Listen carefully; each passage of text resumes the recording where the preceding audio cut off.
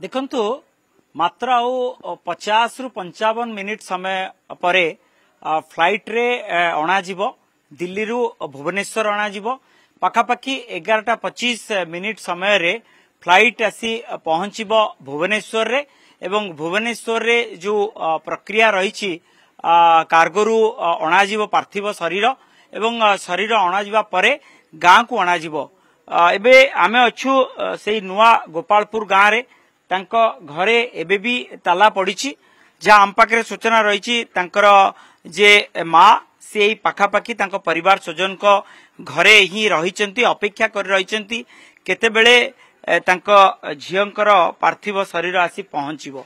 एवं आमे ए जो दृश्यटी देखौछु मो कैमरा पर्सन गोपाल देखौचंती जो इस्लाम धर्म रे जो विधि विधान रही शेषकृत्य संपन्नर से प्राय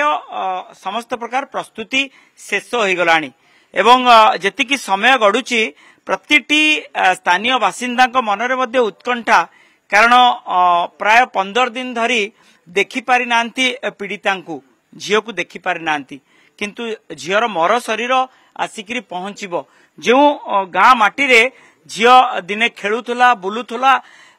पाठ पढ़ुला तार मृत्यु घटी किंतु केउटी ना केउटी समस्त मनरे गोटे दुख गोटे भावना एवं ये हूँ ताबूज जो इस्लाम धर्म रे ताबूज जमती आम हिंदू धर्म रे कोकई 6 खंड काठरे कोकई तैयारी करा जाता है एटी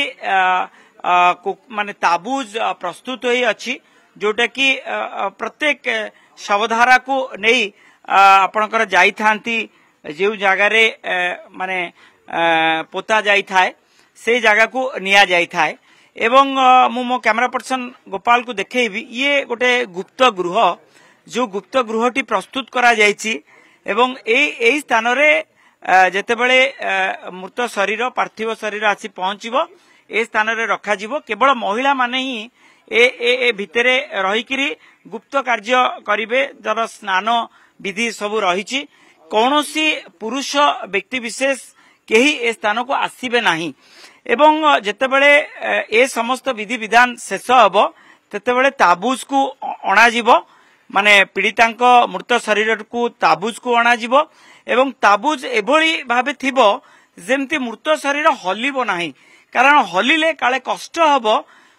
सेति पई इस्लाम धर्म रे लिखा जायछि जे कौनसी मते जेतेबेले कांधे के नौथिबे जेमती मृत शरीर हलिबो नाही एवं सेतिपई समस्त प्रकार व्यवस्था अछि आपण देखिथिबे कपड़ा पूरा पूरी आच्छादन करा जिवो एवं आच्छादन करा जाई 4 जण कांधे के नेबे जो जगह रे समस्त व्यवस्था करा जाईछि। आ गोटे कथा कहिया को चाहिबी एई स्थान रे समस्त महिला माने उपस्थित रहिबे कुरान पढ़िबे महिला माने एवं तांको पछरे अनेक दूर रे पुरुष माने एई स्थानीय बासिंदा एवं परिवार सदस्य पुरुष माने अनेक दूर रे रही कुरान पाठ करिवे एवं कुरान पाठ करिबा परवर्ती समय रे नमाज पाठ करा जिवो प्रार्थना करा जिवो तांको आत्मार सद्गति पई प्रार्थना करा जिवो एवं कलमा पाठ पठन करा जाई तांको निया जिवो कब्रस्तान को सेठारे समस्त विधि मुताबक शेषकृत्य संपन्न करा जिवो। जहाँ आम पाखे सूचना आसी पहुंचुची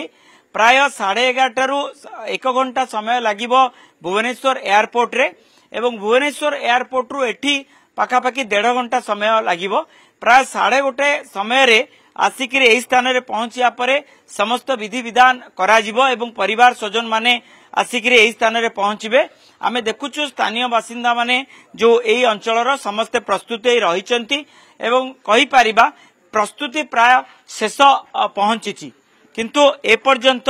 तांको परिवार सदस्य केही आसी नांती मां मध्य ए घरे नांती ए घरे एबे भी ताला पड़िछि।